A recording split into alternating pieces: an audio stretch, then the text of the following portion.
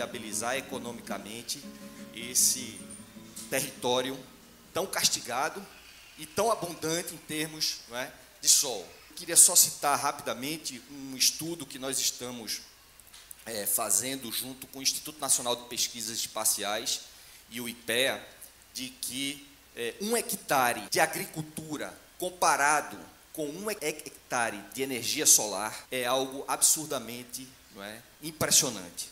1 hectare de agricultura, milho, nas suas condições normais no semiárido, dá uma rentabilidade de R$3.000 ao agricultor por ano. Esse mesmo hectare, se o agricultor puder vender essa energia, e aí precisa uma regulamentação para isso, a rentabilidade do agricultor pode chegar a R$1,5 milhão. É algo impressionante e a gente vai mudar o paradigma do semiárido brasileiro, viabilizando essa região e os 25 milhões de pessoas que habitam esse território. Agora a gente precisa de políticos comprometidos com a regulamentação desse processo. A Cáritas brasileira se envolve nessa discussão como um compromisso pela vida. Discutir mudanças climáticas, discutir a questão das energias renováveis, nós estamos falando de fatores vitais para os dias de hoje. Não tem como a gente discutir também a questão da energia solar e fazer uma rediscussão das eólicas sem também a gente falar da água. Então, é uma bandeira que a Cáritas assume.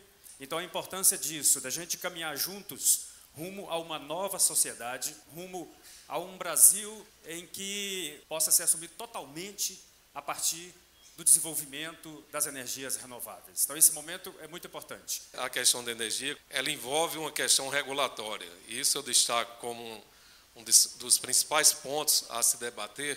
Há que haver mudanças regulatórias, que não é um caminho fácil, né? Para que se chegue até esse ponto de o consumidor, os produtores, poderem comercializar até partes da energia a ser gerada. Quando a gente fala em grandes centrais, o estado da Paraíba e outros, até então, não tem capacidade de escoamento. No leilão ocorrido no final do ano passado, a Paraíba foi contemplada, já assinou o contrato, o empreendedor, para construir um linhão no nível de tensão de 500 kV, saindo de Campina Grande, Santa Luzia e chegando até Milagres, no Ceará. Surge em 2014 na cidade de Souza, para trazer para dentro dos movimentos o tema energia, que ele seja tratado como um bem da vida. A gente trabalha 3 eixos: a questão da formação, a questão da sensibilização política e a questão da implantação de tecnologia descentralizada. A gente tem visto aí, não só no Rio Grande do Norte, Pernambuco, Ceará, Piauí, Paraíba, os impactos dos grandes parques eólicos. Vocês precisam conhecer os parques eólicos aqui de Santa Luzia, como se encontram as nossas serras. E o desejo nosso é que a gente possa massificar esse tema. A gente precisa olhar o semiárido, né, como um potencial para a vida. Se o sol castiga, mas também ele gera a vida. Um dos graves problemas do debate sobre o tema é o marco legal, é o marco regulatório. Porque a pequena produção de energia, ela tem que ser apenas para botar na rede, fazer a compensação. Como é que isso vai ser fonte de desenvolvimento local? Como é que vai ser possível o homem lá do sertão, das áreas áridas, não só mais semi, que tem essa riqueza bela e permanente do sol, como é que ele vai produzir energia se não é uma fonte de riqueza, passa a ser apenas um bem de consumo para suas necessidades? Nós precisamos romper com este marco. A Universidade Federal da Paraíba, nós temos pesquisas em recursos hídricos, qualidade da água, energia solar, estudos de mudanças climáticas. Tem havido lá dissertações, teses, que, infelizmente, o sistema de produção científica e de mostra dessa produção ainda é de uma forma que não chega facilmente à população, às forças produtivas. Certo? Então ficam nos livros, nas revistas científicas. Nós gostaríamos de convidar Alexandre Costa.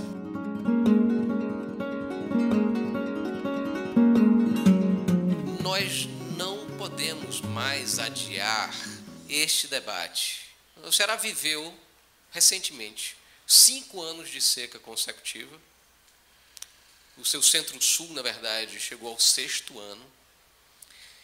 E nós entramos na beira do colapso de abastecimento. Castanhão, maior açude do norte e do nordeste, chegou a míseros 2%, após 2009 ter chegado no limite de sangramento e 2011 ter chegado num estoque de mais de 90% de água. Eu quero só dizer para vocês que da última vez que a Terra esteve 2 graus Celsius acima das temperaturas de hoje, os mares estavam de 6 a 13 metros acima dos dias atuais. Então, muito me surpreende que formuladores de políticas, agentes públicos do Nordeste, não estejam diante de tamanha vulnerabilidade, do sertão à orla, na linha de frente do combate às mudanças climáticas, de elaboração de políticas, de estabelecimento de políticas de mitigação, adaptação e, principalmente, de reconhecimento das potencialidades que as comunidades trazem nesses processos. O contexto basicamente é esse: a disparada alucinada, louca, de queima de combustíveis fósseis, começando com carvão, depois petróleo e gás. Hoje nós lançamos nada menos do que 40 bilhões de toneladas de CO2 todo ano. O efeito disso é a acumulação. E hoje nós temos 408 partes por milhão de CO2 na atmosfera, o que é simplesmente 47% a mais do que os valores pré-industriais, de 280 partes por milhão. E que valores estes que estavam estabilizados desde 11 mil anos atrás. Esse é o período chamado Holoceno. Às vezes me incomoda quando o debate deriva para algo puramente econômico. Nós não vamos comer dinheiro. Essa ficha tem que cair. Essa ficha tem que cair. Nós precisamos beber água e comer alimento saudável. A gente sabe quais são as causas físicas, a gente sabe, desde o século XIX, que determinados gases absorvem radiação infravermelho. Quanto mais destes gases eu tiver na atmosfera, mais calor vai ficar retido. O desequilíbrio hoje é de 4 bombas de Hiroshima por segundo. A energia liberada pela explosão de 4 bombas de Hiroshima a cada segundo. Essa é a quantidade de calor que vai se acumulando no sistema climático terrestre devido ao excedente de gases de efeito estufa, CO2, metano, óxido nitroso. Mudanças climáticas provavelmente já estão causando impactos no Nordeste. Eu particularmente quero destacar secas extremas, com um rebatimento na segurança hídrica e produção de alimentos. Segundo, as projeções são de aumento da aridez e aumento desses impactos a cada 10º de grau Celsius que a temperatura subir. Terceiro, adaptação ao semiárido, convivência com o semiárido, não pode ser objeto somente da população rural. A cidade tem que deixar de ser esse grande parasita que acha que dá para tirar tudo de lá do campo, água inclusive, e nós precisamos de políticas públicas para radicalmente transformar o nosso modelo de desenvolvimento. Por fim, nós precisamos de uma vez por todas, atividades carbohidrointensivas, termoelétricas, têm que desaparecer. Nós precisamos de legisladores que coloquem claramente políticas de fim das isenções e renúncias fiscais a esse tipo de empreendimento.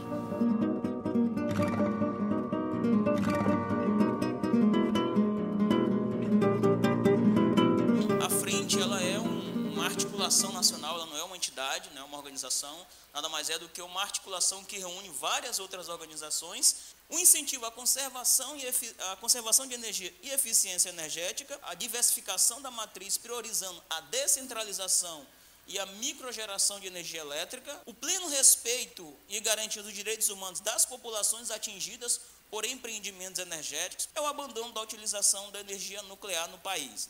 As organizações que fazem parte dessa frente, atualmente são 29 organizações, de todo o país, e essa aqui é a nossa coordenação, são as organizações que de certa forma lideram essa articulação. Essa frente, ela tem plataforma de propostas Entre as várias sugestões constantes nessa plataforma, a gente coloca, olha, é necessário que o Brasil, por exemplo, adote uma meta de participação, né, das energias renováveis, e a gente até coloca, né, 5 gigawatts de energia solar até 2020, sendo pelo menos 1 gigawatt de microgeração distribuída.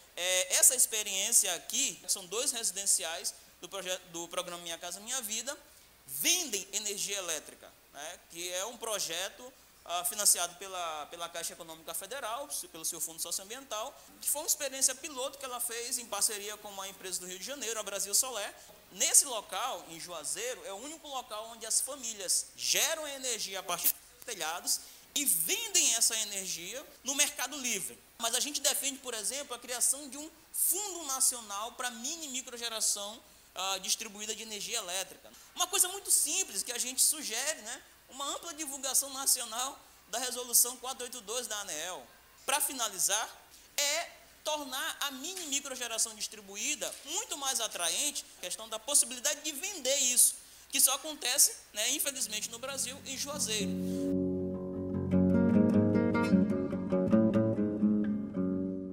Podemos tentar recursos com projetos através do governo estadual e federal, né? Muitas vezes existem recursos disponíveis em determinadas secretarias, em determinados ministérios, que basta ter um projeto para acessar esses recursos, e até financiamentos internacionais. O interessante é que o Brasil é um dos países que mais tem uma legislação de eficiência energética moderna. Até uma lei de eficiência energética nós temos, mas isso é desconhecido, inclusive pelos gestores públicos. E daí esse departamento municipal de energia, ele vai, em termos práticos, desenvolver ações do ponto de vista da demanda, ou seja, do consumo, na iluminação pública, nos prédios públicos, no sistema de bombeamento, para reduzir o consumo de energia através de diversas tecnologias, mas também desenvolver ações do ponto de vista da oferta de energia, da geração de energia, e aí utilizando a fonte solar, a eólica e a biomassa. Isso para aproveitamento local. Então, o que o Comitê de Energia Renovável está defendendo e buscando, de fato, fazer isso, é que a prefeitura adote, tenha um departamento de energia. E aí nós estamos fazendo essa experiência no município de Aparecida. No plano diretor foi previsto a implantação do departamento de iluminação pública na Secretaria de Infraestrutura. Aí nós implantamos o departamento de iluminação pública e gestão energética municipal. Isso tem uma lei que criou isso dentro da secretaria.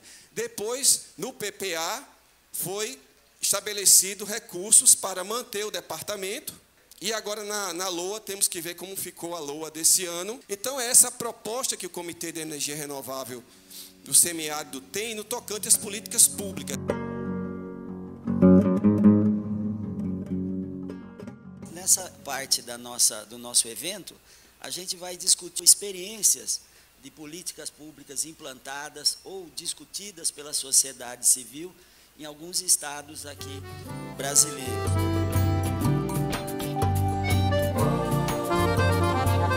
A base do programa Goiás Solar prevê essa concepção de educação, para pensar o sentido da educação na sociedade, considerando um tema transversal e tão abrangente que precisa ser trabalhado e estudado nas suas múltiplas possibilidades.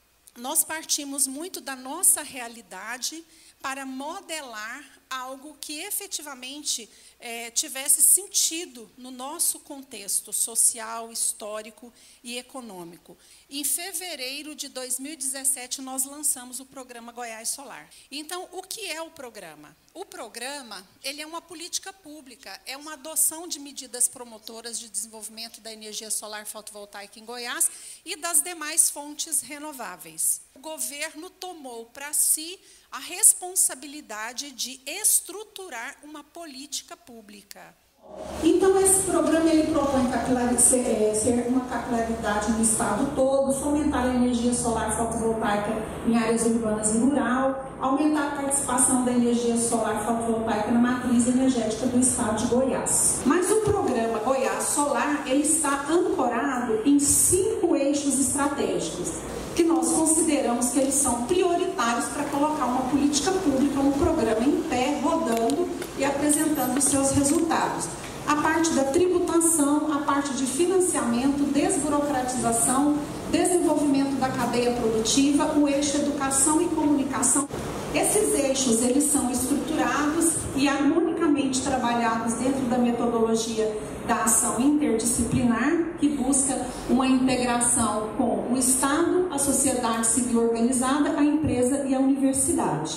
Então, esse trabalho está ancorado na epistemologia da interdisciplinaridade, aplicada às políticas públicas do Estado, com o objetivo de estimular e intensificar a integração e a interação. E assim nós vamos, então, modelando e fazendo com que as ações aconteçam em tempo real. A abordagem estratégica da hélice quádrupla para governança em rede. Então, nós partimos do princípio que é necessário articular Estado, empresa, sociedade e universidade. Então, o que nós fizemos? Nós optamos pela fonte solar fotovoltaica e fizemos toda essa modelagem. E hoje esse resultado ele já vai sendo incorporado para as outras fontes, porque a política estadual ela é para as energias renováveis como um todo. Olhamos desde sempre que os beneficiários, em primeiro plano, precisa ser o consumidor. A metodologia da ação interdisciplinar, ela está ancorada na sustentabilidade numa rede de governança. Quero chamar a atenção para essa importância da intersetorialidade para poder fazer essa ação ela acontecer. Nós estruturamos a partir da lei estadual e do decreto que regulamenta o programa Goiás Solar, a criação do Comitê Estadual de Energia Solar Fotovoltaica. Este comitê ele integra todos os atores importantes e necessários para articular. E temos um site que foi criado para garantir todo esse registro, né, toda essa sistematização e esse diálogo em tempo real. Aqui nós temos o pool de empresas que fazem parte como apoiadores do programa Goiás Solar.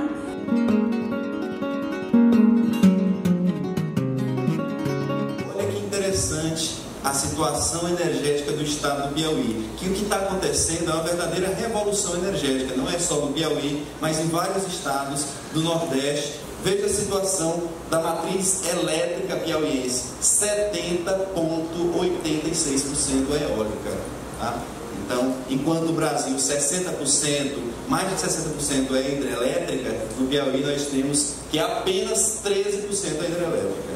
E fotovoltaica, energia solar, enquanto no Brasil não chega a 1%, no Piauí a matriz fotovoltaica já chega aí a mais de 13%.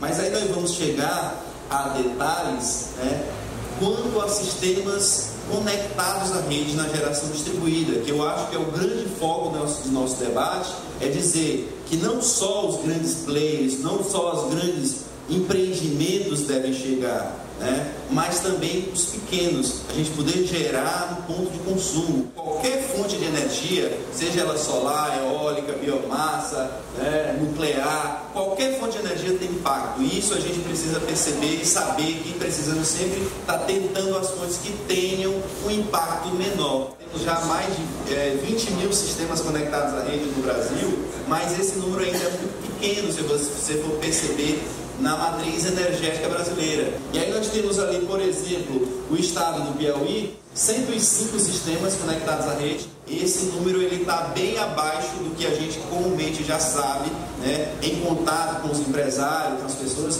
esse número provavelmente é muito mais do que 200. E aqui são alguns exemplos de sistemas instalados lá no Piauí. Aquele sistema maior ali do Instituto Federal do Piauí, implantado no campus de Floriano. Nós temos outros exemplos ali, uma clínica de estética, né, praticamente aproveitou quase que 100% do telhado. Aqui é na nossa Universidade Federal do Piauí, que foi implantado agora recentemente. Aqui é uma notícia recente, a maior usina fotovoltaica da América Latina, né, da Enel Green Power. Então são 292 mega implantado no sertão piauiense.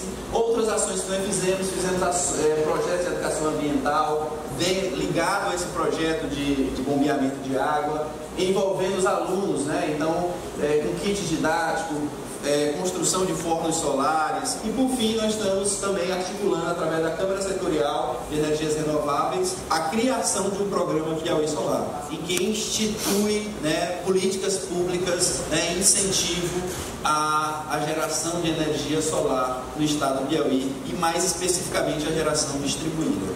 Então, se começa particularmente nas cidades os debates. E a gente teve um diálogo a respeito do Palma Solar em 2015, que o prefeito nos convidou. Como que a gente constrói algo arrojado para fazer uma lei que seja inspiradora no ponto de vista aos incentivos do uso da energia fotovoltaica? A gente analisando como era o cenário, a gente já tinha o governo federal com o seu papel feito, que já tinha dado as isenções dos impostos. O governo estadual já tinha um acordo com o FAS nacional, que era aquele que dava em relação à geração que você gera e o que você acredita e não tem mais impostos, que se a gente parar para pensar, eles estão desfazendo esse acordo.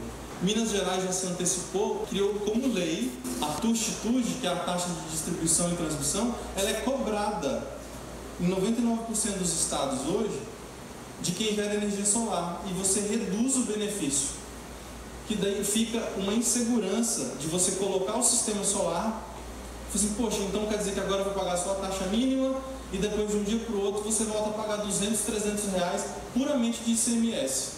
Isso já está acontecendo. Então tem que ter uma lei feita na Assembleia que institua e obrigue que o ICMS de TUST não seja bitributado e que cobre isso de quem tem a geração distribuída. O outro ponto é a falta de financiamento. Você não impede as pessoas de crescerem. E você obriga que eles tenham garantias e ofereçam que eles não podem dar. E para o CPF eu sei que é bastante complexo você pensar em financiamento. Mas e as linhas de microcrédito para você fazer situações, já que o sistema é modular? Então a gente fez uma lei. A gente não fez um programa baseado em gestão de governo. Independente de quem seja o próximo prefeito, por 20 anos a lei permanece a mesma. E a gente fez também uma linha de financiamento pelo Banco do Povo, que é o Banco Municipal, para incentivar quem quiser fazer a aquisição dos equipamentos, tenha a juros subsidiado no sistema fotovoltaico de R$10.000 é o valor do teto. Mas a partir daí, hoje Palmas, que tem 250, 300 mil habitantes só no plano diretor, passou de 2 para 17 empresas em 1 ano e meio. Parece pouco quando você fala dos incentivos, mas a primeira criação de um projeto que existia na época, concedia, era a cidade de Jundiaí, em São Paulo. Jundiaí dava um grande desconto de 1% no IPTU, por 2 anos. Eu sei que pode vir as críticas e falar assim, mas como que vocês vão dar um desconto tão grande e isso pode dar risco de improbidade administrativa, crime de responsabilidade fiscal, porque você não pode desonerar tanto. Mas na ponta da caneta, no que a gente obrigou que as empresas se instalassem lá, a gente conseguiu garantir que o giro do dinheiro local e a geração de emprego local gerava um benefício e uma distribuição de renda maior do que o que era perdido por essa exoneração momentânea. E como se trata de um incentivo, como todos sabem, não é para sempre. E eu acredito que a energia solar é uma grande fonte de transformação social. O Comitê de Energia Renovável do Semiárido, ele surge em 2014. E logo após a criação do comitê, a gente realizou um fórum em Pombal em 2015, e lá surgiu a carta nossa de princípio que norteia todas as nossas ações. E aí a gente tem o semiárido, né? A questão da energia fotovoltaica com missão de transformar o semiárido dentro de uma visão descentralizada. É bom deixar bem claro, né, aquilo que a gente defende, que não, se você falar em energia limpa, dizer que grande usina com desmatamento, isso é energia limpa, traz benefício para a população, está enganado. Nós temos várias e várias ações. Uma das primeiras foi a escola solar, levar esse debate para a juventude, levar esse debate para dentro da escola.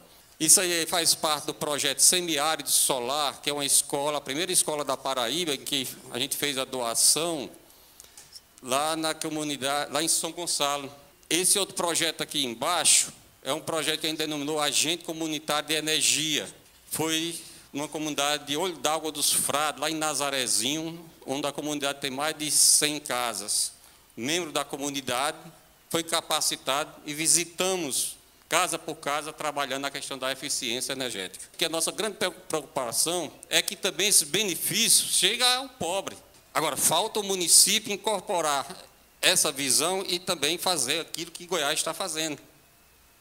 Né? Ser o indutor da política, legislar sobre isso, garantir a população, como também criar um fundo para que o benefício também chegue ao pequeno. Uma outra discussão são os parques eólicos lá na Serra de Santa Luzia. Às vezes as pessoas colocam muito entusiasmo e não sabem o estrago. Só de pé de umbu foram sacrificados mais de 100. E é uma árvore bastante importante para aquela comunidade, que gera emprego, que gera renda, certo? Foi totalmente em razão da instalação dos parques. É preciso vocês conhecerem lá. E a utilização dos postos lá, da água para a instalação das torres eólicas. Cada torre dessa aí, a conta, segundo especialistas, é mais de 150 mil litros. Os postos foram secados. E a comunidade está sem água. Tá? E além dos impactos, né, ambientais, impacto sonoro, e a população, ela não é ouvida. Isso aí é em Curemas, o Parque Solar lá de Curemas. Veja a devastação. Essa é a situação que fica numa grande usina solar. Aqui são as nossas parcerias. Meu muito obrigado, meu agradecimento, e chamo vocês para a luta. Se fosse o econômico que fizesse o social, certo? Os países produtores de petróleo, o royalties do Rio de Janeiro, tinha transformado os indicadores sociais desses estados e estão todos quebrados. Quando se fala em política pública, é aquela que realmente o gestor assume a responsabilidade de querer fazer a transformação. 80% do PIB da Paraíba era concentrado em 6 municípios. O que é que o governo fez? O único estado do Brasil que tem a prática do orçamento democrático foi o Estado brasileiro que mais desconcentrou renda e tirou famílias da linha de pobreza, extrema pobreza. Quais as estratégias que vocês têm pensado enquanto gestores de sistemas nos estados? Porque, em termos relativos, é uma população bastante reduzida, menos de 1% da população, mas a gente está falando num contingente populacional de mais de 1 milhão de pessoas. Do mesmo jeito que a gente está fazendo esses esforços, né, e esses debates sobre essas outras fontes, como a eólica e a solar, eu acho que é extremamente importante também a gente fazer esforços para que essa fonte biomassa não seja só percebida como biomassa de cana ou de florestas plantadas. Tem uma rede de manejo florestal da Caatinga que mostra a viabilidade do uso da Caatinga também para fins energéticos, não só para fins energéticos, mas também para fins energéticos. Temos exemplos hoje exitosos no Nordeste de assentamentos da reforma agrária que estão fornecendo energia licenciada, renovável, legalizada, né, pela Caatinga. Tem um estudo que ainda não foi publicado, e ele é extremamente emblemático, a gente apresentou isso à Sudene. Foi um estudo feito pelo Ministério do Meio Ambiente com as Nações Unidas que mostra que no Nordeste a energia da biomassa está igual à energia dos derivados de petróleo. Eu acho muito louvável que nós estejamos pensando. Estamos juntos com o Comitê de Energia Renovável, fazendo essa divulgação da energia descentralizada, porque a gente entende que o semiárido ele fez um avanço imenso, teve um avanço imenso quando ele pensou, por exemplo, em descentralizar a água. A gente, claro, nós temos a certeza que a técnica de açudagem nos salvou em muitos tempos, mas que também matou a outros tantos pela concentração de terra e água. E aí agora a gente, na energia, a gente também tem a concentração de terra e água. E, novamente, são os camponeses e as camponesas a serem injustiçados e injustiçadas com esse processo de produção. A gente deixa aqui para a mesa para as despedidas finais. Quanto às famílias, né, que estão fora ou seja, ainda não, o Luz para Todos ainda não chegou e nem vai chegar para todos, infelizmente, apesar de ser um grande programa, nós temos dificuldades do ponto de vista geográfico de levar energia para todos, né? E aí é onde entra as energias renováveis. O grande gargalo é a revolução das baterias. Quando essa revolução acontecer, investimentos reais e palpáveis, a gente tem quase 3 milhões de pessoas sem energia. E quando a gente fala do Luz para Todos, desculpa, não é para todos, é para quase todos. Lá em Goiás, estamos constantemente acionando o poder público, né, superior a nós, um nível de cobrança em relação à continuidade e conclusão do Luz para Todos, né, dentro do estado de Goiás, com posicionamento veemente, mas nós estamos oficializando. Então, nesse movimento de descentralização do programa, que é uma política pública que a gente busca o processo de municipalização, nós apoiamos os municípios também nesta identificação dessas demandas no seu território. Hoje nós temos instalado em Goiás, catalogados por nós, 114 empresas de pequeno, médio e grande porte que atuam no setor de energia. Muitas dessas empresas precisam fazer as suas compensações, as suas responsabilidades sociais, e já temos parceiros também investindo em alguns projetos. Temos um outro instrumento de gestão no Estado, que é o Fundo do Meio Ambiente. Eu imagino que nós tenhamos, de fato, de enfrentar os paradigmas com os quais toda a economia, em torno das quais a economia tem girado, né, pelo menos, né, desde o século XIX, e que sequestra, ao meu ver, o pensamento, inclusive, dos movimentos sociais. Sério, gente, eu não aguento mais ver economista que se diz de esquerda reclamar que o PIB do governo Temer é pequeno, ou imaginar movimentos sociais reivindicando a exploração do pré-sal. Não dá, pré-sal é para ficar no chão, né? Se a gente quiser ainda aproveitar um pouco da velha tradição de o petróleo é nosso, é no máximo como o começo de uma frase, que começa com o petróleo é nosso e termina com para ficar no chão. PIB, nós precisamos urgentemente de outras métricas econômicas. Socorro, onde está o pensamento vivo? Nós precisamos ter muita noção dos limites. Nós precisaríamos ter 6 vezes a área agricultável do planeta toda ocupada com plantio de biomassa para combustível, para a gente sustentar essa frota de avião, caminhão, ônibus, automóvel, motocicleta, etc. O documento político do Fórum de Mudanças Climáticas, da Frente por uma Nova Política Energética, fala, né, que das fontes renováveis, né, que essa frente defende, né, estão a solar, a eólica e a biomassa, né? O Comitê de Energia Renovável do Semiárido pode trabalhar com nessa perspectiva. Porém, precisamos de pessoas para liderar e puxar essa linha. Apesar do Luz para Todos não ser o programa ideal, ele é um programa que, de certa forma, leva alguma coisa para quem não tem praticamente nada. Então, eu acredito que é necessário a gente reivindicar uma postergação dele, que está previsto para acabar em 2018. Tá? Então, a gente tem essa intenção, né, de fazer algum tipo de incidência para que haja um novo decreto presidencial e, de certa forma, prorrogue mais uma vez, né, a sua extensão. Uma dos temas que a frente trabalha é que a gente acredita que é plenamente possível gerar energia hoje no mundo, tá, sem que os direitos das populações sejam violados. O nosso agradecimento e a todos vocês aqui, muito obrigado e vamos caminhar.